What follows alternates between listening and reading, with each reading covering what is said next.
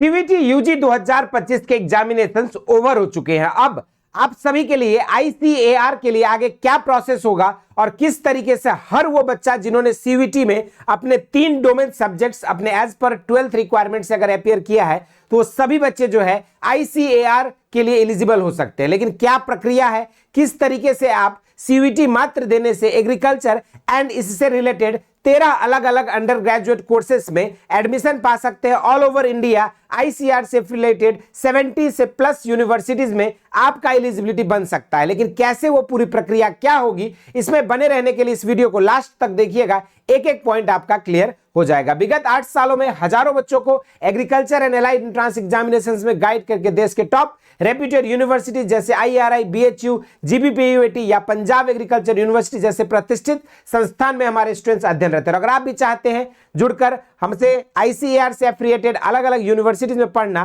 तो ये वीडियो में लास्ट तक बने रहिएगा और इस चैनल को सब्सक्राइब करके रख लीजिएगा, क्योंकि आईसीएआर की जो काउंसलिंग की प्रक्रिया है इसमें टाइम पर एक एक इंफॉर्मेशन पाना आप सभी के लिए काफी क्रूशियल होता है और ये सारी चीजें हम लोग इस चैनल पे आपको 1 by 1 प्रोवाइड करने वाले हैं। तो चलिए शुरुआत करते हैं इस वीडियो को। सबसे पहले अगर मैं बात करूं आईसीएआर की जो ये काउंसलिंग ब्रोशर है, इसके हिसाब से अगर देखा जाए तो ये आपके लास्ट ईयर की काउंसलिंग ब्रोशर है जो कि काफी डिले हुआ था क्योंकि सीवीटी के एग्जामिनेशंस में भी काफी लेट लतीफ हुआ था। लेकिन इस बार जो है आपके काउंसलिंग की प्रक्रिया या कह लीजिए रजिस्ट्रेशन की प्रक्रिया जो है आपका जून के मंथ में ही शुरू हो जाना है। सबसे पहला स्टेप क्या होगा, आपकी रिजल्ट जो सीवीटी का है ये एनटीए के द्वारा अनाउंस किया जाएगा। जैसे आपकी रिजल्ट अनाउंस हो जाएगी उसके बाद आप अपनी प्रीलिमिनरी रजिस्ट्रेशन करेंगे आईसीएआर के वेबसाइट पर और उस रजिस्ट्रेशन के दौरान आपको अपने जो स्कोर कार्ड रहेगा एनटीए का वो और साथ में आपकी जो एप्लीकेशन नंबर, इन चीजों की रिक्वायरमेंट्स होती है। उसका जब आप प्रीलिमिनरी रजिस्ट्रेशन कर लेंगे आप अपना सब्जेक्ट के चॉइसेस को, आप जो भी सब्जेक्ट से आप रहेंगे उस सारी चीजें फिल करेंगे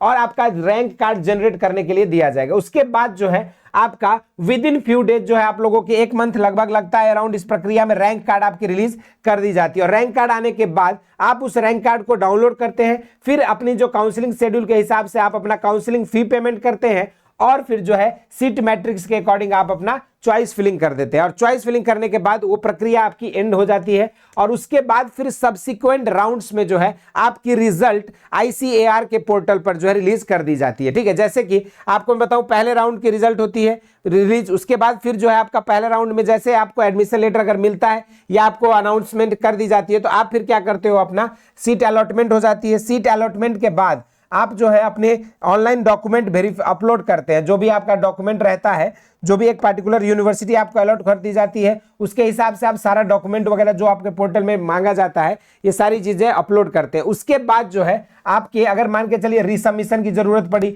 या किसी डॉक्यूमेंट में कोई त्रुटि रही तो यूनिवर्सिटी के एंड से आपको जो है इस चीज पे बताया जाता है। उसके बाद फिर आप रीसबमिशन करते हैं और आपका यहाँ पे सीट एक्सेप्टेंस फी को पे करने के बाद आपका प्रोविजनल लेटर जो है आपकी जनरेट हो जाती है, प्रोविजनल एडमिशन लेटर जनरेट होती है। उसके बाद जो है आपके एडमिशन लेटर जनरेट होने के बाद जो है आपके यहाँ पे document uploading by the documents हो जाता है, फिर डॉक्यूमेंट वेरिफिकेशन होती है, फिर अगर रीसबमिशन की जरूरत होती है ये प्रक्रिया होता है और फिर जो है उसके बाद आपका सीट एक्सेप्टेंस करने के बाद आपकी जो है फाइनल एडमिशन सुनिश्चित हो जाता है। अगर इस राउंड में नहीं मिला तो फिर जिनके मेरिट वेटिंग लिस्ट में रहते हैं उनको सेकंड राउंड में भी काउंसलिंग सेम प्रक्रिया रिपीट की जाती है, फिर थर्ड राउंड में ऐसा ही प्रक्रिया होता है, फिर फोर्थ राउंड और लास्ट में जो है अगर जो भी सीटें बचती है आईसीएआर के एफिलिएटेड अलग यूनिवर्सिटीज में उन सभी के लिए जो है लास्ट में एक फ्रेश मॉप अप राउंड कराया जाता है जिसमें फिर आपको जो भी आईसीएआर अपनी एक सीट मैट्रिक्स डिस्प्ले करती है मॉप अप राउंड के लिए और उसके अकॉर्डिंग फिर कैंडिडेट्स क्या करता है अपना चॉइस फिलिंग करता है और उसके बाद फिर जो है आपको सीट अलॉटमेंट होती है, फिर सीट एक्सेप्टेंस फी पे करते हैं